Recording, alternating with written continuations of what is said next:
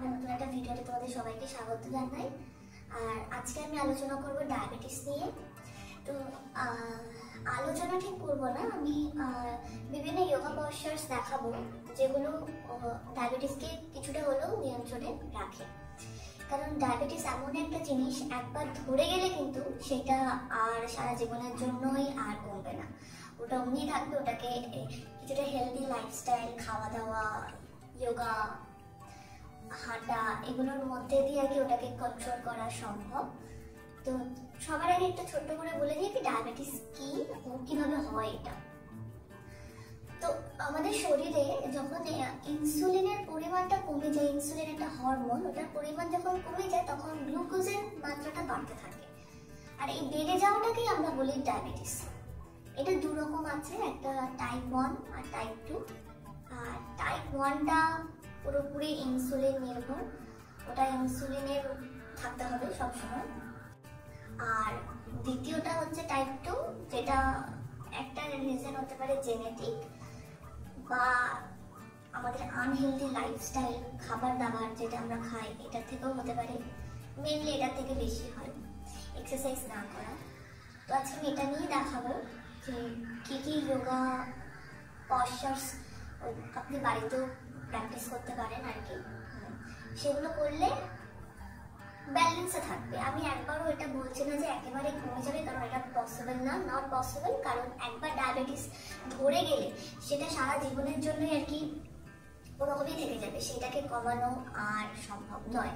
ওটাকে কি করা যায়, যতটা সম্ভব ব্যালেন্সে রাখা যায় ওষুধের মাধ্যমে আর হেলদি লাইফস্টাইলের মাধ্যমে আর কি।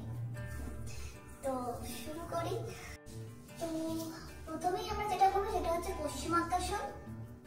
আর এটা করা খুব সোজা, আমি জাস্ট এক্সপ্লেইন করতে থাকবো ভিডিও থ্রুতে, দেখতে থাকুন।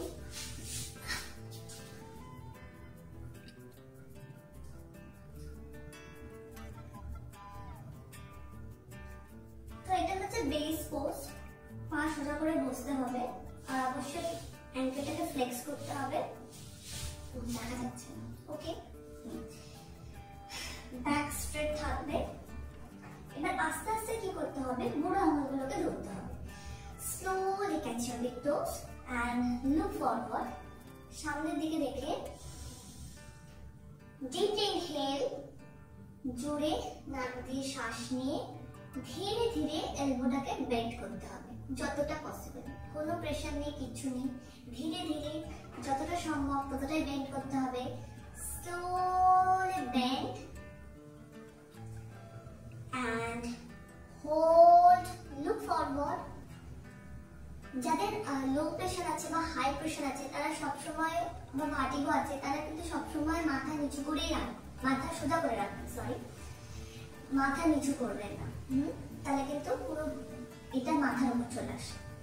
Slowly down, he down and hold.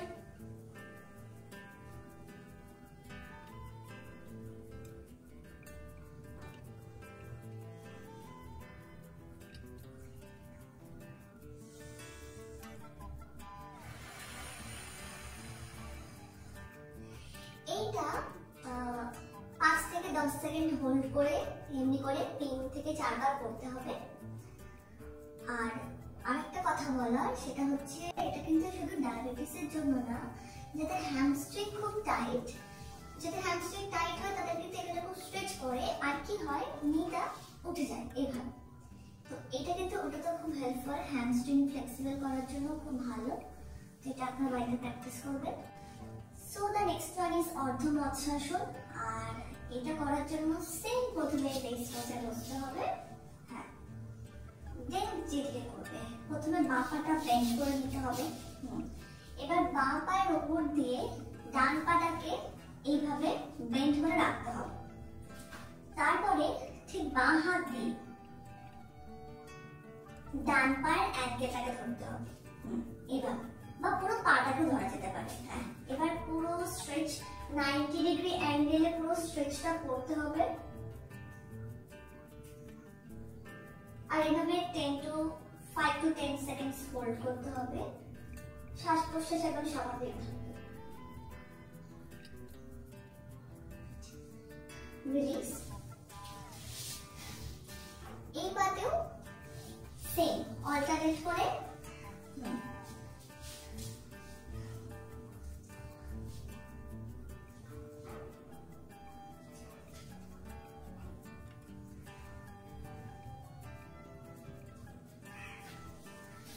Release.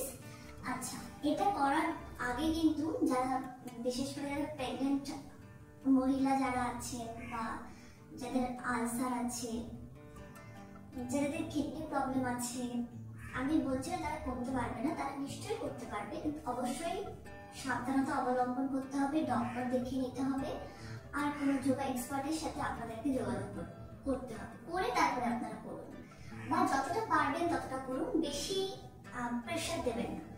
ওকে, পরেরটা হচ্ছে গোমুখাসন। গোমুখাসন করার জন্য দুটো পাকে, একটা পায়ের উপরে আর একটা পাকে ফোল্ড করে রাখবো এইভাবে।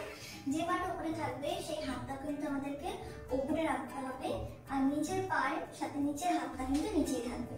এবারে পিছন থেকে আঙুলগুলোকে ধরতে হবে, পুরো full stretch, body stretch, and inhale and exhale, keep breathing। আর এইভাবেই 5 to 10 সেকেন্ড হোল্ড করতে হবে, দেন রিলিজ। আর এইভাবে আপনারা অল্টারনেট করে করতে পারেন। এইভাবে পুরো 3 থেকে 4 বার করবেন দুটো পাতে। লাস্টে যেটা আছে সেটা হচ্ছে সুপ্ত বজ্রাসন, সিটিং পশ্চারের লাস্টে। সুপ্ত বজ্রাসন করার জন্য প্রথমে বজ্রাসনে বসতে হবে, কারণ এটা সুপ্ত বজ্রাসন। ব্যাক স্ট্রেট থাকবে, বজ্রাসনে বসলাম। এবারে এই হাত দুটোকে, পাটাকে ধরতে হবে, হাত দুটোকে পিছনের পাটাকে ধরতে হবে এইভাবে, ধরে ধীরে ধীরে এলবো বেন্ড করতে হবে। বেন্ড করে চেস্টকে উপরের দিকে পুশ করতে হবে, চেস্ট কিন্তু নিচে নামবে না, চেস্ট অলওয়েজ উপরের দিকে থাকবে। Push your chest upward and slowly head down and hold, head down and hold। এটা হলো সুপ্ত বজ্রাসন। তো বন্ধুরা, আজকের ভিডিওটা এখানেই শেষ করছি। আশা করছি তোমাদের খুব ভালো লাগবে। আর যদি তোমাদের ভিডিওটা ভালো লেগে থাকে তাহলে তোমরা অবশ্যই একটা লাইক, শেয়ার আর সাবস্ক্রাইব করে দেবে আমার চ্যানেলটা। আর খুব তাড়াতাড়ি পরের আরেকটা ভিডিও নিয়ে আসবো। তোমরা ভালো থেকো, সুস্থ থেকো, টাটা।